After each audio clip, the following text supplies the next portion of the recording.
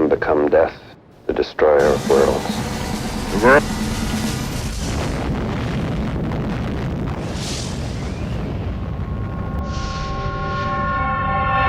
Everybody knows about the atomic bombings of Hiroshima and Nagasaki, but has anyone thought about the long-term health effects of the two atomic bombs dropped on human populations?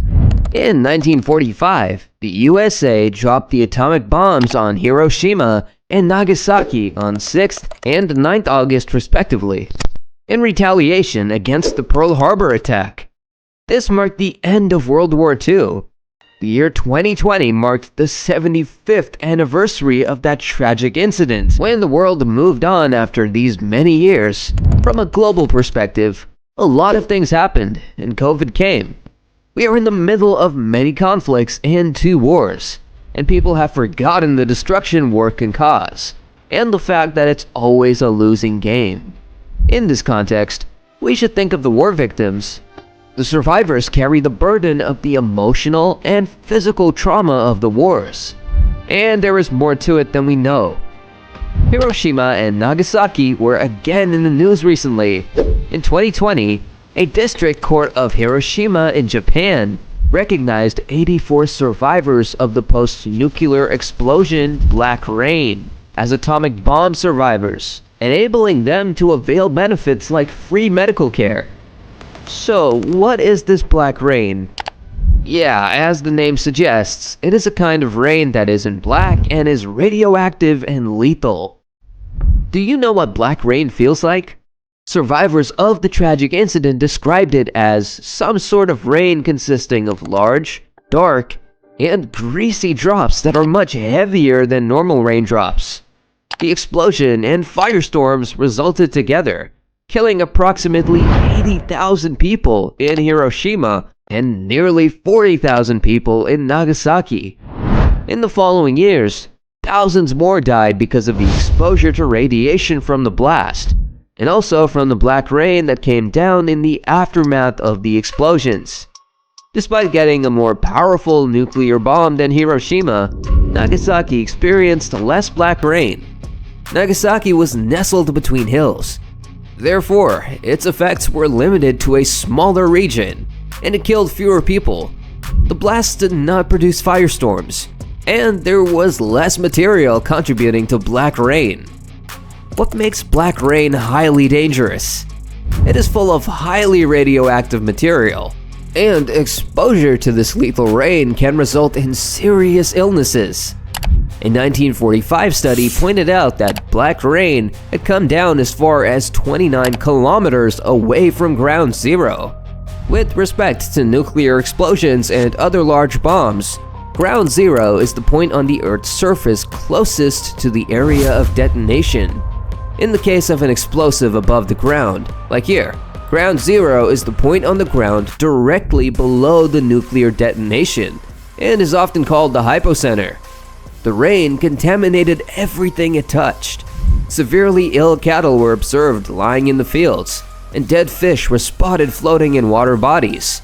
Many people exposed to black rain experienced acute radiation symptoms, or ARS. Nausea, diarrhea, fever, sore throat, and hair loss are some of these symptoms. Many people who were exposed to black rain have also developed cancer over time. The survivors of black rain had filed a lawsuit against not receiving enough aid, as they were not recognized as direct victims of the atomic blast. One of the lawsuit's claimants, Seiji Takado, 79, was just 4 years old when the bombing occurred. He experienced a stroke and cardiac issues after being diagnosed with arm lymph inflammation when he was 8 years old. We have been telling the government the facts and the truth as they were, but they had never listened to us. Takado said after the favorable court decision, "I am extremely happy. I did not expect all 84 plaintiffs would win this case."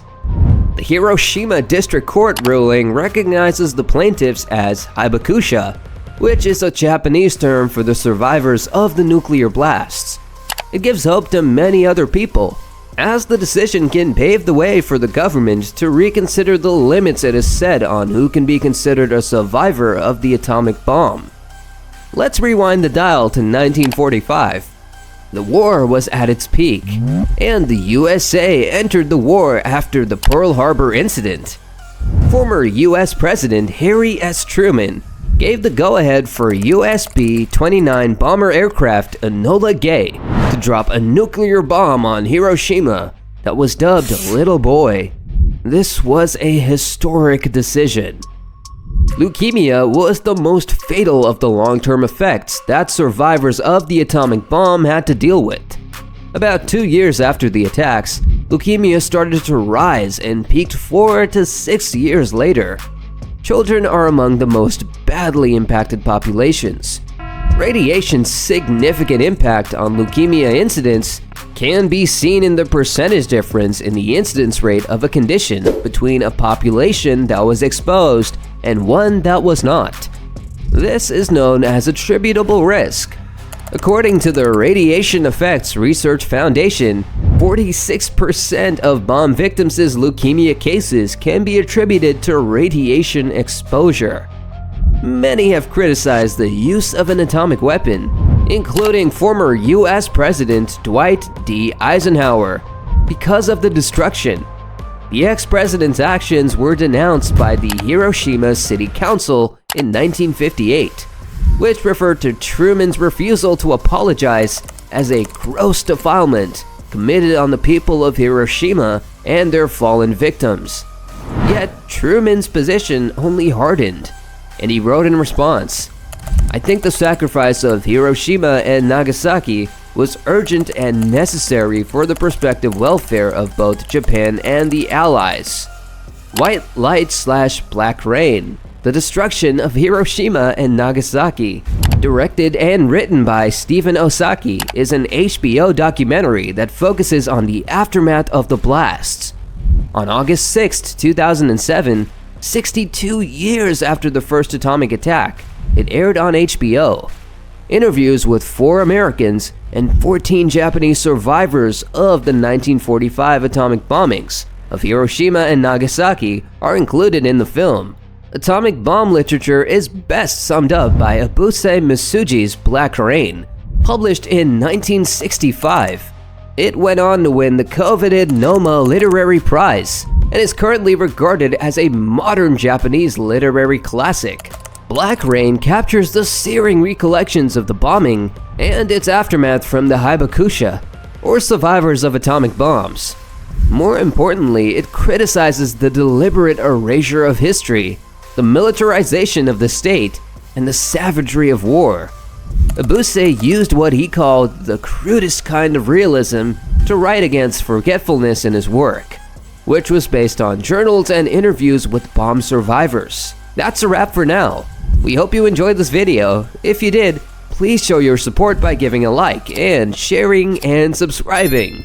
Remember, by subscribing to our channel, you're joining a community of people interested in amazing content like this. See you in the next video. Bye!